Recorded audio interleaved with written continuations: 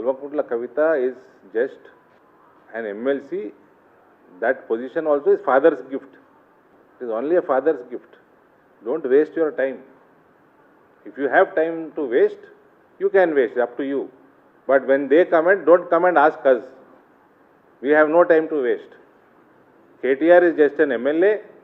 Okay, his father's party, he is at least working president. He won his own election. I have seen Kavita commenting on Pawan Kalyan. So, మన సంగతి మనం చూసుకోండి first. మన ముఖం ప్రజలకు చూపించే ముఖమేనా మనది?